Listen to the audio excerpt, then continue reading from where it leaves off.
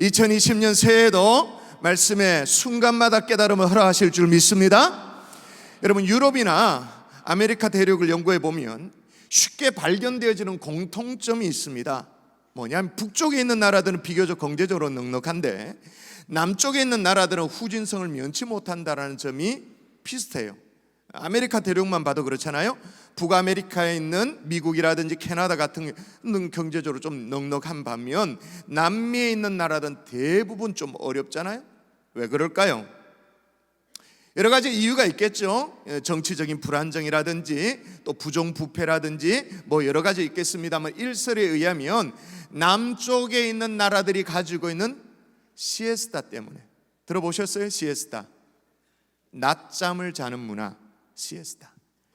이 시에스타가 몸에 배어 있는 사람들은 그걸 당연하게 생각하죠. 당연히, 그죠? 가게 문 닫고 낮잠 잡니다. 오침을 합니다. 근데 낮잠을 실컷 자고 일어나가지고 더 열심히 일을 하느냐? 퇴근 시간이나 또 가게 문을 닫는 시간은 우리가 거의 별반 다르지가 않아. 뭐 비슷해요. 그러니 낙후될 수밖에 없는 거잖아요. 무슨 얘기를 지금 하고 있는 거예요? 성실성의 문제를 지금 지적하고 있는 겁니다. 자, 미국 펜실베니아 가면 한 박물관이 있는데 정말로 저명한 미국인을 추모하기 위한 박물관인데 그렇게 세워졌어요. 관광객들의 발걸음이 계속 이어집니다. 자, 이 사람이 누구인지 여러분 맞춰보세요. 제가 몇 가지 힌트를 드릴게요. 미국의 최초의 철학자라고 일컬어집니다. 정치인이기도 합니다. 과학자이기도 합니다. 그리고 이 사람이 하모니카를 발명했습니다. 이 사람이 또한 가로등을 발명을 했습니다. 이 사람은 또 최초의 정치 만화가이기도 합니다. 또 이 사람은 이동 순회 도서관을 처음으로 제도화시킨 사람입니다. 누군지 감 잡힙니까? 이 사람은 최초로 걸프의 해류를 발견했습니다. 그리고 미 동북부 지역의 태풍에, 그러니까 그 뭐 허리케인이겠죠, 경로를 처음으로 이렇게 지도로 그려낸 사람입니다. 처음으로 우편 어떤 제도를 통해 가지고 신문 배달이 될 수 있도록 제도화시킨 사람입니다. 아직 감 못 잡으세요? 공부 좀 더 하셔야 되겠네. 이쯤 되면 이거 얘기하면 여러분이 대부분 힌트를 얻게 되어질 거예요. 그는 피레침을 발명했습니다. 누굽니까?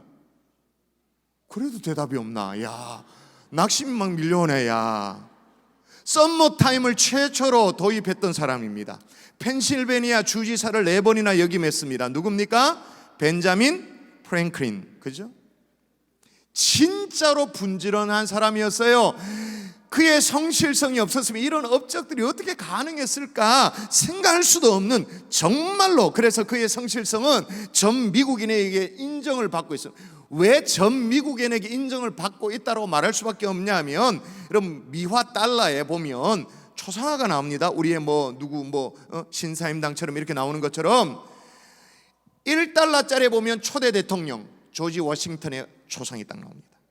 5달러짜리 우리가 다 알고 있는 아브라함 링컨의 초상이 딱 나옵니다. 미 달러 액면가 가운데 가장 고액권이 있습니다. 뭐예요? 우리나라는 없죠. 우리나라는 5만 원권이 고액권입니다만은 미 달러에는 최고 고액이 100달러짜리가 있죠.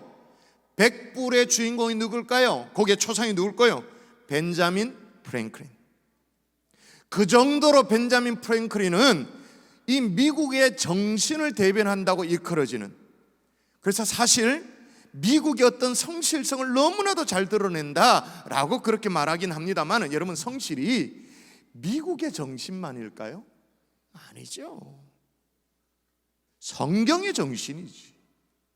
하나님의 성품이기도 해요. 여러분 예레미야 애가 3장에 보면 자, 하나님에 대한 이렇게 표현이 나옵니다. 읽어볼까요? 같이 읽습니다. 시작.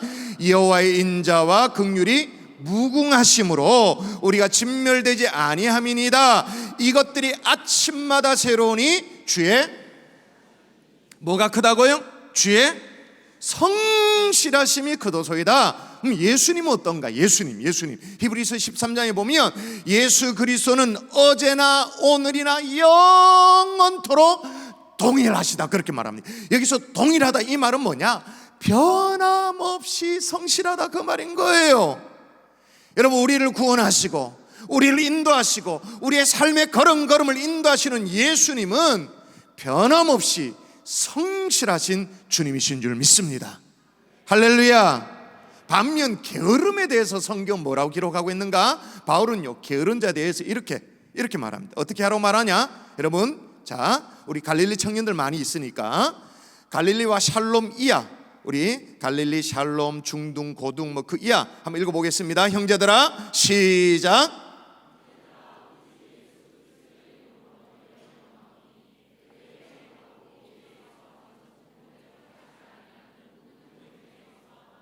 예, 모든 형제에게서 어떻게 하라고요? 떠나라. 말이 안 돼. 떠나라는 거예요. 떠나라. 아예 게으른 사람하고는 상종 자체를 하지 말라라는 거예요. 그러니까 이 갈릴리 청년들 가운데 지금 사귀는 사람들 있잖아요. 커플이 깨지는 소리가 막 들립니다. 내가 알고 있는 그 자식아는 좀 게으른데 이제 깨지는 거지. 그냥 떠나라 그랬으니까, 말씀대로 순종하면 떠나라 그랬으니까. 오늘 새해를 맞이해서 어떻게 하면 이 게으름을 극복할 수 있는지, 혹시 우리 속에 진짜 수년째 수십 년째 인에 박혀 있는 이 게으름이 있다면 이걸 어떻게 뿌리 뽑을 수 있는지 오늘 본문의 이 엘리 제사장의 과오를 살피면서 성경적인 처방전을 우리 모두가 다 받아들일 수 있기를 주의 이름으로 축원합니다. 오늘 말씀이 작심삼일로 끝나는 게 아니라 생각나고 또 생각나고 막 생각나가지고 한 번도 걸어본 적이 없는 2020년, 정말 그렇지만 성실하고 또 보람되게 살아내는 하나님의 종들 될 수 있기를 주의 이름으로 축원합니다. 자, 게으름을 정복하기 위해서 가장 먼저 필요한 게 있어요. 게으름에 대한 인식 전환이 필요해요. 여러분, 일반적으로 우리가 게으르다라고 말하면 물론 게으름은 바람직한 건 아니에요. 그게 좋은 건 아니에요. 근데 사람들이 어떤 생각을 할까요? 좀 게으를 수 있지 뭐. 라이프 스타일이라고 생각해요. 천성이 그러니까 뭐, 생겨 먹은 게 그러니까 뭐 그렇게 또 생각하는 경향이 있어요. 근데 그렇지 않아요. 따라하십시다. 따라해야 됩니다. 이거 진짜 따라해야 됩니다. 따라하십시다. 게으름은 죄악이다. 뭐라고요? 죄다. 여러분, 초대교회 때부터 쭉 교회 2000년 역사 가운데 큼지막한 죄악들을 소개할 때 말이에요, 탐욕이라든지 정욕이라든지 그 리스트 가운데 하나가 뭐냐? 그게 게으름이에요. 죄로 포함시킬 정도로. 원어적인 의미를 여러분 제가 설명드리면 금방 알 텐데, 게으름이라는 이 말의 원어가 뭐냐면 아키도스예요. 아라는 말은 부정어예요. 노라는 의미예요. 키도스가 뭐냐? 케어링이란 말이에요. 그러니까 돌본다란 말이죠. 그러니까 앞에 아키도스니까 합치면 뭐예요? 돌보지 않는다 그 말이에요. 돌보지 않음이 게으름이란 뜻이죠. 원어적인 의미가. 그럼 뭘 돌보지 않느냐? 내 미래를 안 돌봐. 내 꿈을 안 돌봐. 심지어 내 신앙도 별로 안 돌봐. 더 나아가서 내 건강도 별로 안 돌봐.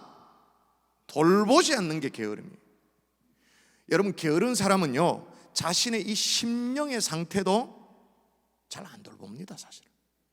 대부분 낙심한 사람들, 절망 가운데 있는 사람들, 좀 권태감을 느끼는 그런 사람들, 고독한 사람들, 이런 사람들이 이 심리 밑바닥 조사를 해보면 어김없이 게으름이란 죄악이 딱 꽈리를 트고 자리 잡고 있죠. 여러분, 게으른 사람은요, 기뻐하지도 않습니다. 아무리 완전 파릇파릇한 청년들이 막 찬양을 하고 막 요래 춤추고 요래 춤추고 아무리 해도 좀 뭐하노? 눈만 껌뻑껌뻑하면서 이렇게 쳐다봅니다. 게으른 사람은 흥분도 안 합니다. 게으른 사람은 좀처럼 간격도 안 합니다. 쉽게 말해 별 반응을 안 한단 말이에요. 그러니까 어떻게? 의욕은 더더욱 없지. 여러분, 제가 최근에 이제 우리가 방학이 들어갔잖아요. 그래서 주일날 제가 조금 비교적 일찍 들어가지고 몇 주 전에 진짜 모처럼 만에 주일날 오후에 들어가지고 저녁에 TV를 켰는데 런닝맨이 나와요. 런닝맨. 그걸 봤어요? 그날따라 막 초대형 게스트가 막 참여를 했더라고요. 영화 식스 언더그라운드라는 그 영화에 나오는 주연들이 이제 뭐 어떻게 영화 홍보차 왔는지 와서 뭐 하여튼 왔어요. 라이언 레이놀즈라는 사람하고 멜라니 로랑이라는 사람하고 아르조나라는 게스트가 이제 도착을 해가지고 막 하는데, 우와, 내가 왜 이름을 제가 기록했냐면, 이 사람들이 막 시종 일관 만들어내는 그 유쾌함이요, 열정이 제가 처음 보는 사람이거든요. 뭐 다른 영화에서 봤을지 모르겠습니다만은 제가 이름을 기억하면서 저 사람이 뭐 레이놀즈야, 저 사람이 멜라니야, 아드리아야, 뭐 그러면 처음 봤는데 막 매력이 느껴질 정도로, 와, 이 왕성한 열정, 유쾌함. 오히려 우리나라 배우들 있잖아요. 런닝맨이나 뭐 유재석 뭐 이런 배우들 있잖아요. 좀 처지는 듯한, 오히려 우리나라 배우들이 좀 뒷방 늙은이 같은 그런 느낌이 드는 거예요. 그런데 제가 도전받은 게 뭐냐, 물론 뭐 영화 홍보차 그렇게 왔습니다만은 한국에 머무는 시간이 얼마냐, 오전에 도착해가지고 촬영하고 오후에 비행기 타고 떠나는 거예요. 하룻밤도 자지 않는 거예요. 채 하루도 안 되는 일정인데 전혀 얼굴에 피곤한 기색이 없어. 막 열심히 막 열정이 막 느껴지는 거예요. 여러분, 게으른 사람은요, 예배를 드려도 피곤합니다. 저 후렴, 아이고, 주의 인도하심 따라, 그래, 인도하심 따라 갈게. 내가 고마해라고. 막 주의 인도하심 몇 번 하노? 피곤해. 막 화가 막 나. 예배를 드려도 감격이 없어요. 무덤덤해요. 그러니 죄지. 미천한 피조물이 창조자 하나님을 만나 배우는 게 이게 예배인데, 예배 자리에도 무덤덤하다? 그럼 죄지. 여러분, 오늘 본문에 전형적인 게으름에 빠진 사람이 나와. 엘리 제사장이에요. 이 사람은 자녀 교육도 거의 포기한 상태예요. 제사장 직분 이것도 거의 뭐 포기한 상태예요. 자, 한번 볼게요. 여러분 10절을 한번 보도록 하십시다. 자, 여러분 잠청하지 말고 보세요. 지금 잠청하는 분이 두 분 있어요. 1층에 한 분하고 2층에 한 분. 저는 막 설교하면서 다 묵상을 하기 때문에 다 이렇게 보면 알거든요. 자, 10절 읽으세요. 시작.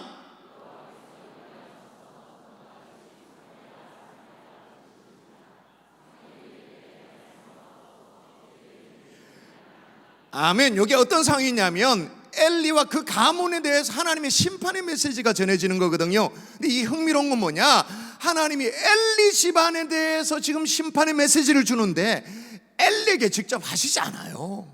누구에게? 어린 사무엘에게.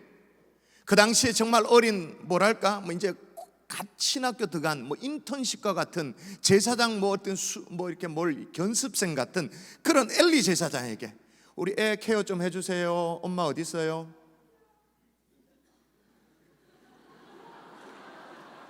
오늘 가지가지 한다. 엄마 찾아가세요. 자, 엘리에게 직접 경고하지 않고 이 사무엘에게 경고를 한 거예요. 왜 그러냐? 충교교법인 거죠. 너 헤매고 있으니까, 게을러서 자식들 영적 상태 돌보지도 않으니까 이런 사무엘을 통해서는 내가 경고하겠다. 경고의 핵심이 뭐냐? 이거 같이 또 읽어볼까요? 내가 시작.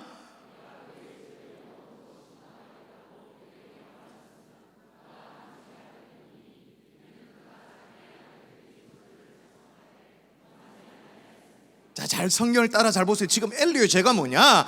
자기 아들들이 저주를 자청하되, 여러분 엘리 두 아들들의 잘못을 알죠? 죄악 알죠? 하나님 앞에 예배 드리는 거 우습게 여기고, 재물을 막 갈고리로 취해가 자기 걸로 입맛 복해하고, 성전에 수종드는 여인들과 막 간통하고 막 간음해버리고 막.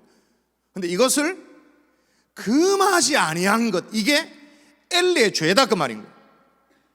여기서 정확하게 게으름의 원어적인 의미가 여기 나오잖아요. 금하지 아니하였다. Do not care. 돌보지 않았다.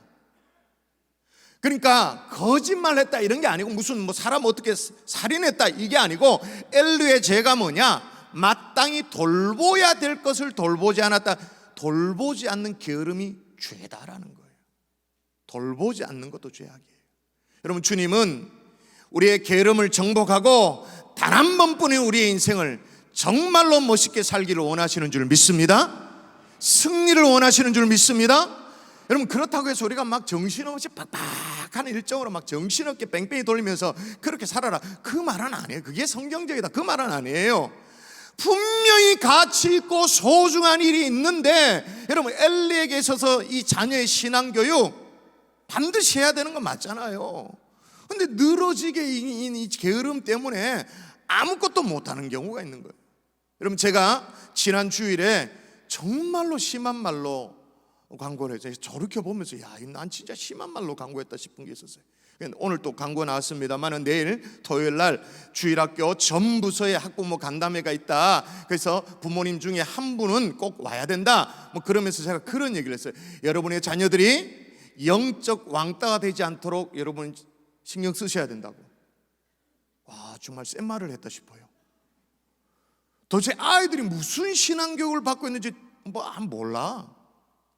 주일 학교를 마치 내가 예배 편하게 드리도록 하기 위해서 애를 맡아주는 무슨 타가소 정도, 타가시설 정도 그렇게 여기는 경우도 사실 있어요.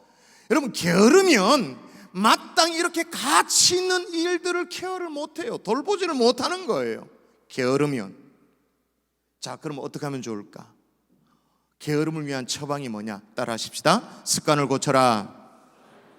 여러분, 요즘은 잘 볼 기회가 없습니다만은 예전에 이렇게 신문을 딱 펼치면 이쪽 상단에 주로 있었죠. 아마 이렇게 펴면 신문 한 켠에 만화 만평이 있었어요. 사커트로 그려지는 어떤 만화 있잖아요.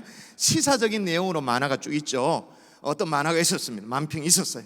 첫 번째 컷에 어떤 그림이 있냐면 도자기의 장인으로 보여지는 사람이 자기 작품을 이렇게 막 빚어가지고는 가마니 안에 넣고 이제 불을 뗍니다. 그리고 가만히 앞에서 기도하는 심정으로 기다려요. 그 다음 컷에 보니까 이제 처음 이제 가만히가 씻고 구워낸 이 도자기를 꺼내 이제 듭니다. 얼마나 설레는 마음으로 보겠어요. 근데 마음에 안 드는 거예요. 뭔가 결점이 있고 그런 거예요. 망치를 가지고 사정없이 깨뜨립니다. 그 다음에 또 꺼냈는데 흉결이 보이는 거예요. 미련을 두지 않고 깨뜨립니다. 그 다음에도 꺼냈는데 깨뜨려집니다. 계속 그렇게 되어지는 거예요. 근데 이번에 진짜 그토록 기다렸던 걸작품으로 딱 한눈에 봐도 이게 완결품으로 보여요. 문제가 없어 보여요. 딱 들고는 너무너무 기뻐했어요. 근데 도자기 장인이 그 다음에 어떻게 했을까요? 망치를 들고 깼죠. 근데 거기에 만평의 그 지문에 뭐라고 기록됐냐면 압불사 관성의 법칙. 깨고 계속 깨다 보니까 진짜 진품이 나왔어. 그런데도 관성의 법칙, 압불사 관성의 법칙 깨버리는 거예요. 여러분, 왜 습관을 고쳐야 하느냐 하면 게으름은 죄악이긴 한데 어디에서부터 나오는 죄악이냐? 습관으로부터 나오는 죄악인 거예요. 여러분, 이 엘리의 이 게으름이요, 하루아침에 형성된 게 아니야. 아주 오랜 시간 동안 반복적인 습관에서 비롯된 거예요. 자, 여러분 한번 소급해서 가보십시다. 엘리의 삶을 한번 역추적해 보면 1장을 보십시오. 자, 한번 여러분 읽어볼까요? 자, 엘리의 모습입니다. 그들이 시작.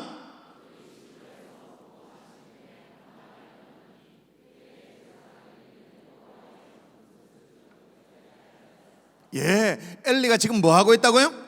여호와의 전문설저 곁 의자에 앉아 있었대요. 앉아 있는 걸 가지고 제가 시비 걸고 싶은 마음은 없어요. 앉아 있잖아요. 여러분도 피곤하면 앉을 수도 있지.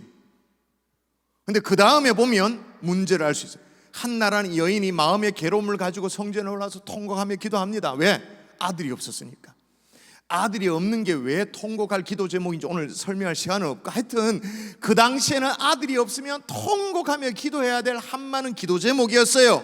근데 그렇게 기도하는 한나를 보고 엘리가 뭐라고 말하냐면 이렇게 말합니다. 제가 한번 읽어볼게요.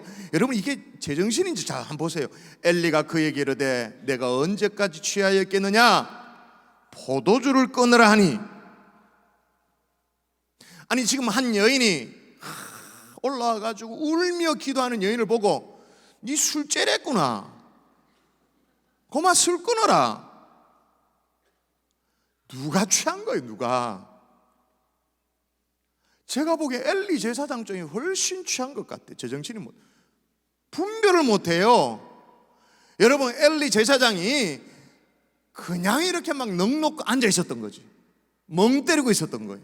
적어도 한나라는 여인이 성전에 들어오는 걸 봤으면, 그가 정말로 마음을 다해서 기도하는 걸 봤으면, 아니 그 기도의 소리를 조금이라도 들었으면, 그 마음을 토하고 있는 걸 제대로 봤으면 그런 소리 못하지 어떻게. 근데 습관이 이미 돼버렸어. 게으름으로, 나태함으로. 그러니 술 끊어라, 술 끊어, 뭐 이딴 소리 하는 거죠. 근데 이게 여러분 사무엘상 4장에 보면 이게 다시 재현되어집니다. 이스라엘이 블레셋과의 싸움을 합니다. 전투가 벌어졌습니다. 철없는 이 아들들이 법궤를 들고 나가겠다고 그렇게 우기는 거예요. 무슨 부족처럼. 이거 들고 나가면 용한 어떤 뭐 능력을 발휘하는 것처럼, 효염이 있는 것처럼 그렇게 들고 나가겠다는 거예요. 이때 엘리가 뭐 하고 있는지를 또 보십시다. 또 여러분 읽습니다. 시작.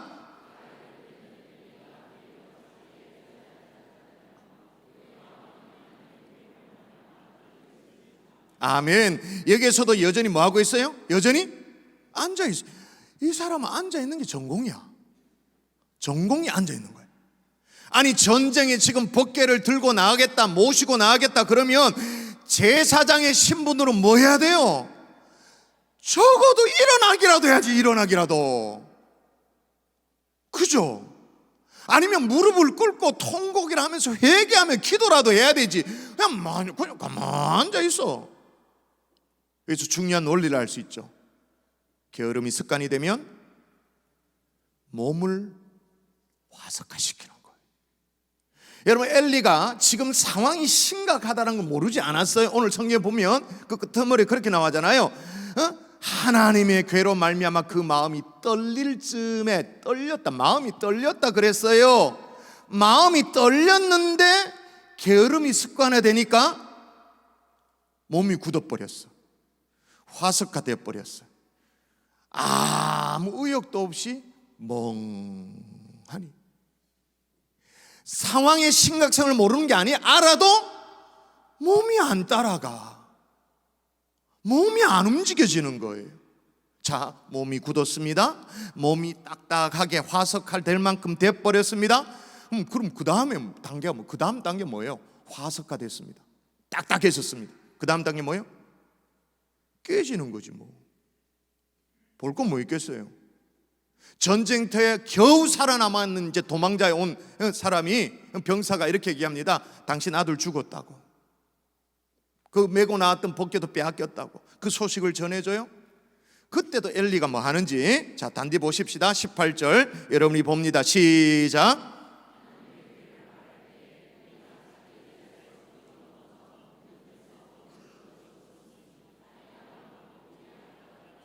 아멘.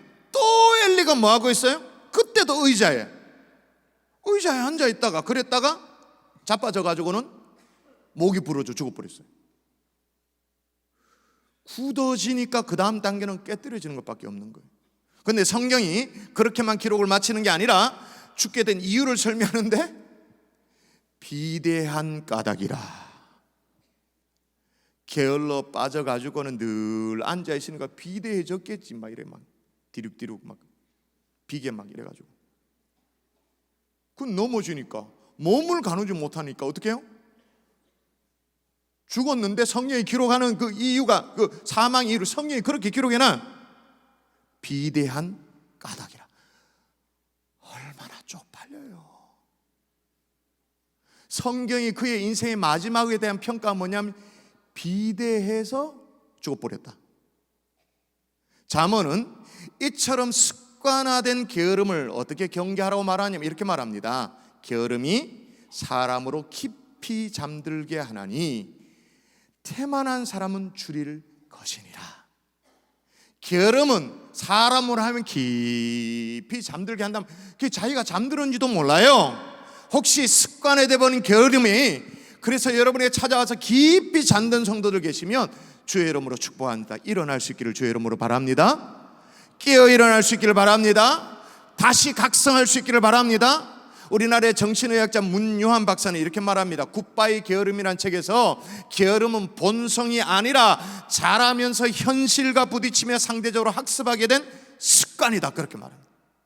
게으름은 기질이 아니라 습관이다, 그 말입니다. 여러분, 게으름은 여러 가지 얼굴로 바뀝니다. 선택을 회피하는 모습으로 나타나기도 하고, 시작을 지연시키는 걸로 나타나기도 하고, 약속을 어기는 모습으로 나타나기도 합니다. 게으름은 꾸물거리기로 나타나기도 합니다. 눈치 보기로 나타나기도 합니다. 게으름은요, 중독으로 나타나기도 합니다. 그런데 이 문요한 박사는 뭐라고 했냐? 게으름이 두 종류가 있는데, 작은 게으름이 있고 큰 게으름이 있다. 작은 게으름은 예를 들면 옷을 벗어놓고 뭐 잘 치우지 않고 뭐 늦잠을 자는 거, 뭐 이런 것들은 작은 게으름. 뭐 그런 것도 게으름인데, 큰 게으름 뭐냐? 삶의 목표를 발견하지 못한 채 하루하루를 무기력하게 보내는 건 큰 게으름. 작은 게으름이 문제가 아니라는 거예요. 큰 게으름, 삶의 목적이 없이 유랑하듯이 사는 인생, 그게 가장 큰 문제라는 거예요. 여러분, 서론에도 제가 말씀드렸던 그 벤자민 프랭클린 말이에요. 처음부터 미국인의 어떤 성실의 정신, 미국인의 스피릿을 대변해주는 그런 사람으로 그렇게 원래 성실했는가? 아니었대요. 그도 게으렀대요. 근데 그 게으름을 극복하기 위해서 노력을 기울인데요, 그가 게으름을 이기려고 노력했던 것이 지금은 엄청난 상품이 되어 있죠. 여러분, 지금 하지 말고, 지금 하지 말라 그랬는데 꼭 지금 하는 사람이 있더라마는, 지금 하지 말고 집에 가서 네이버라든지 구글에 검색을 봐요. 검색 엔진에 그 위에 검색창에 프랭까지만 딱 치면 바로 일본어 떠는 연관 검색어가 있습니다. 그러면 프랭클린 플래너라고 바로 뜹니다. 프랭클린 플래너. 뭐예요? 다이어리 같은 거예요. 자기 자신이 이 게으름을 극복하기 위해서 다이어리 같은 곳에 시간 계획, 막 내가 해야 될 일, 나중에 해야 될 일, 중요한 일, 덜 중요한 일, 이걸 막 구분하면서 자신의 삶을 막 그렇게 관리, 그게 상품이 되어 있어요. 프랭클린 플래너. 아주 비싼 플래너죠, 이거. 여러분, 습관은 누가 대신 길러줄 수 있는 게 아닙니다. 부모가 대신할 수 있는 게 아니에요. 목사는 설교는 하고 가르칠 수 있습니다만 목사가 여러분의 습관을 대신할 수 없습니다. 습관이 되어버린 이 게으름 때문에 새벽기도도 못하고, 특히 원래 그 예고 광고에 있었잖아요. 원래 2부 새벽기도 같은 경우에는 드라마 바이블로 성경 일독 통독하도록 돼 있다. 그 광고에서도 새벽기도도 못하고, 성경 통독도 못하고, 자녀와 의미 있는 대화도 못하고, 내 인생의 미래를 위해서 투자도 못하고, 준비도 못하고, 아무것도 못하고 하는 건 뭐예요? 멍하니군요. 여러분, 지금이 7, 8월이면 제가 이런 설교를 하지 않습니다. 새해잖아요. 습관처럼 인이 박혀있는 이 게으름, 오늘 1월 3일입니다. 뿌리 뽑을 수 있기를 주 예수 이름으로 축원합니다. 지금 마음 먹으면 됩니다. 지금 뒤로 미루면 할 수 없고, 지금 마음은 가능한 거예요. 아멘이시죠? 두 번째로 게으름을 정복하려면 어떻게 해야 되냐? 따라 하십시다. 사명을 회복하라. 사명을 회복하라. 여러분, 엘리가 왜 이렇게 됐을까요? 명세히 그래도 제사장인데 사명을 잃어버렸기 때문이죠. 여러분, 사무엘에게 엘리 가문을 향한 심판의 메시지가 들려왔어요. 그러니까 막 사무엘이, 어린 이 사무엘이 어쩔 줄 몰라가지고 내 스승이 엘리 가문이 폭삭 망한다는 저주 막 그런 거니까 어쩔 줄 몰라 하니까 옆에 있던 엘리가 말하래. 뭐 들었냐고 말하래. 하도 채근하니까 입을 그제서 열어서 얘기합니다. 자기 아들들이 저주를 자청하되 금하지 아니하였음이니라. 그러므로 내가 엘리 집에 대하여 맹세하기를 엘리 집의 죄악이 제물로나 예물로나 영원히 속죄함을 받지 못하리라 라고 진짜 큰맘 먹고 자기 스승 엘리 그 하나님의 그 진노의 메시지를 그대로 다 얘기했어요. 엘리가 들었습니다. 자, 엘리 반응입니다. 자, 이걸 여러분이 느낌을 이해하면서 성경 읽으셔야 됩니다. 엘리의 반응. 자, 사무엘이 시작.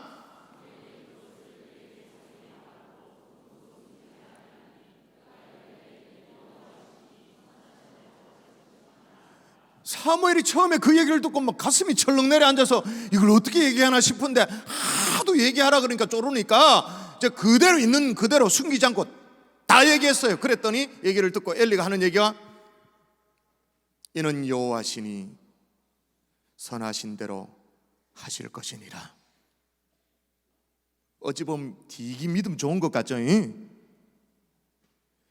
이것도 맥이 없어. 솔직히 여기 부모들이요, 우리 같으면 어떻게 됩니까? 너 집 구속 망하고 네 죄악 때문에 가문이 망한다, 이런 막 저주를, 그런 예언을 들었으면 어떻게 돼요? 얼굴이 노래지지. 우리 같으면 어떻게 해요? 금식하고 막 철야하고 살려달라고 매달려야 되잖아요. 진짜 아버지라면, 가장이라면. 근데 엘리는 그런 게 전혀 없어. 이는 여호와시니 선하신 대로 하실 것이니라. 그 말은 뭐예요? 자식들 싹 다 죽어도 좋다 그 말이잖아요. 또 맥을 놓았다는 건 뭘 보면 알 수 있냐면, 4장에 가면 두 아들이 전쟁에 이제 그 벽계를 들고 나간다 그랬잖아요. 이 망나니 같은 아들들이 철없이 그렇게 할 때 엘리는 옆에서 아무것도 안 해요. 여러분, 법궤에 대한 관리는 제사장의 고유 권한 아닙니까? 근데 아무것도 안 해요. 그 법궤를 관리하는 게 다시 말하면 사명인데도 그걸 다 포기해.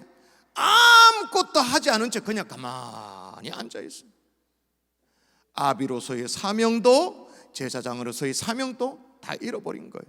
여러분, 매트 폭스라는 신학자가 그렇게 말합니다.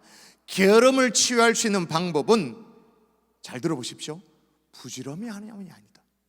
다시요. 게으름을 치유하는 방법은 부지런함이 아니다. 게으름을 치유하는 방법은 단순히 부지런해지라는 결심만으로 되는 것이 아니다. 게으름이 가장 적절하고 유일한 처방은 당신 안에 있는 불꽃을 발견하는 것이다. 다시요. 게으름의 가장 적절하고 유일한 처방은 당신 안에 있는 불꽃을 발견하는, Finding the fire, 불을 발견하는 것이다. 저는 이 불꽃을 사명이라고 말하고 싶어요. 여러분, 사명이라고 말하니까 뭐 목사 생각하고 선교사 생각합니다만, 쉽게 말하면 내가 오늘을 살아가야 될 이유, 내가 오늘을 믿음으로 살아가야 될 이유, 최선을 다해 살 수밖에 없는 이유, 나를 나되게 하는 그 이유, 그게 사명인 줄 믿습니다. 어떤 선생님이요, 아이에게 이제 성실하게 하루하루를 살아내라, 이제 게으르지 말고 부지런하게 근면하게 살아야 된다, 그걸 가르치면서 그 이제 속담 있잖아요. 일찍 일어나는 새가 벌레를 잡는다. 그 속담, 얼리 버드, 그 속담을 가르쳐줬어요. 그래서 여러분, 얼리 버드라는 간용구가 있잖아요. 그래서 뭐 부지런해서 일찍 뭘 예약을 한다든지, 뭐 일찍 뭘 한다든지, 그러면 우리식으로 말하면 조조에 해당되어지는데, 얼리 버드 할인 뭐 이런 것도 있잖아요. 뭐 그런 걸 가르쳤어요. 그랬더니 한 아이가 손을 바짝 들고는 아주 시니컬하게 묻습니다. 선생님, 그럼 아침에 일찍 일어난 벌레는 왜 잡아 먹겠습니까? 괜히 부지런 떨다가 아침에 일찍 일어나가 새에게 잡혀 먹었는데, 그 이제 이 아이는 선생님에게 한 방 확 먹였다라는 그런 어떤 통쾌함이 있었겠죠? 근데 그 다음 선생님의 대답이 뭐냐? 자신이 벌레라고 생각하면 어쩔 수가 없지. 자신이 벌레라고 생각하면 어쩔 수가 없는 거고. 여러분, 우리는 괜히 부지런을 떨다가 잡아먹히는 그래서 불안에 떨어야 되는 벌레 같은 존재가 아니에요. 우리는 오늘을 성실하게 살아야 할 사명이 있는 줄 믿습니다. 오늘 이 예배 참석하고 있는 아버지들이요, 가장들이요, 여러분이 다시 힘을 내서 하루하루를 2020년대도 또 출근하고 또 일주일 살아내고 그렇게 52주를 살아야 될 이유가 뭐예요? 가정을 지키는, 나는 가장이니까 사명이 있잖아요. 어머니들이요, 어쩌면 지루할 수 있습니다만 이 반복적인 삶을 성실하게 살아야 될 이유가 뭐예요? 내 옆에 있는 가족들, 사명이 있으니까. 오늘 우리가 예배하고 있는 그 하나님이 우리의 사명인 줄 믿습니다. 세 번째로 게으름을 정복하기 위해서 필요한 게 뭐냐? 따라 하십시다. 사랑을 결심하라. 여러분, 신곡이라는 작품으로 유명한 단테가 이런 말을 남겼어요. 게으름은 사랑을 포기한 죄악이다. 그럼 동의가 되세요?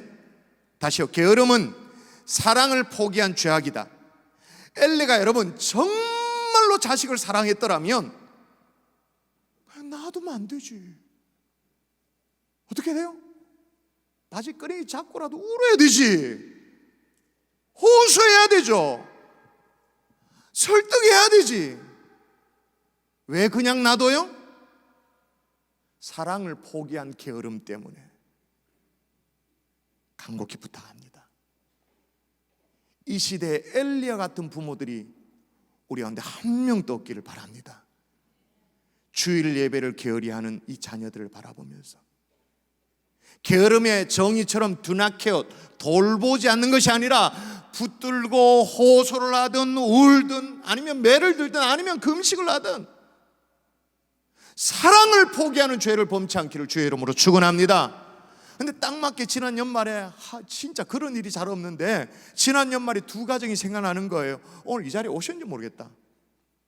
한 가정은요, 제가 본당에 이렇게 서 있는데 두 부부가 아들내미를 데려와서 소개하면서 아들이라고 소개하면서 기도를 부탁하는 거예요. 제가 딱 봐도 그 아들이요 계속 도망을 가. 엄마 아버지는 내 앞에 와가지고 인사하고 저쪽으로 향하면서 우리 아들 뭐 이런데 계속 도망가. 그러니까 목사 앞에 오기 싫은 거야. 근데 어쨌든 막 이렇게 잡혀가지고 제가 손을 잡고 기도를 했어요. 또 한 경우가 있었어요. 이번에 딸내미를 데리고 오는데 이미 막 화가 나 있어요. 막 화가 엄마한테 아버지한테 막 화가 나 있어.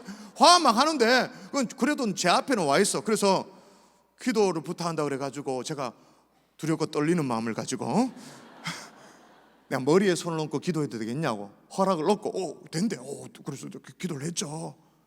그 부모들이 저한테 막 미안해하는 이게 표정이 역력해요.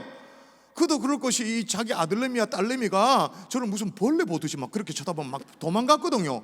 도망갔는데 억지로 꺼다 붙여가지고 저한테 막 야, 왜 그렇게 목사 앞에서 부끄러우면서도 미안해하면서도 얼굴 붉히면서도 왜 그렇게 하죠? 그 부모가 왜 그렇게 하죠? 사랑하기에. 사랑하기 때문에 불편함을 뛰어넘는 거예요. 사랑하기 때문에 민망함을 뛰어넘는 거예요. 여러분, 사랑의 눈을 뜨면 할 일 많아집니다. 내가 도울 사람도 많고 할 일도 많고 섬길 일도 많고 봉사할 영역도 많고 하나님의 일도 많습니다. 그러므로 게으름을 정복할 수 있는 가장 효과적인 방법은 오늘 설교 전체를 뒤집어야 되는데 성실이 아니에요. 사랑을 결심하는 거예요. 여러분, 이 나라 이 민족을 정말로 사랑하면 이 나라를 위해서 할 일이 생각납니다. 기도 제목이 생각납니다. 앞서 함께 찬양하고 이 앞에 소복이 모이는 이 젊은이들을 여러분이 정말로 사랑하면 젊은이들을 위한 기도 제목이 생각납니다. 아멘이시죠? 내 인생을 사랑하면 할 일이 생각납니다. 거기에 어떤 나태함, 어떤 게으름 발붙이지 못하지. 내 인생을 사랑하면. 게으름은 결국 뭐예요? 사랑을 포기한 죄예요. 말씀의 결론을 맺겠습니다. 최근에 여러분의 삶이 너무 무기력하고 답답하게 느껴지는 분이 계세요? 매사에 의욕이 없고 따분하고 인생이 무겁고 힘들게만 느껴지는 분이 계세요? 그 무기력과 게으름에 여러분 탈출하고 싶으신가요? 여러분을 좀먹고 있는 이 습관을 점검하십시오. 혹시 악습이 있나요? 그 악습 깨뜨리십시오. 뭘 해도 피곤하다고 느껴지세요? 그 생각 깨뜨리십시오. 그리고 다시 오늘 기도하면서 가슴에 Finding the fire within, 우리 속에 있는 불을 발견하는 거예요. 그리고 성실함으로 나아가서 하나님 앞에 쓰임받는 하나님의 종들 될 수 있기를 주의 이름으로 축원합니다.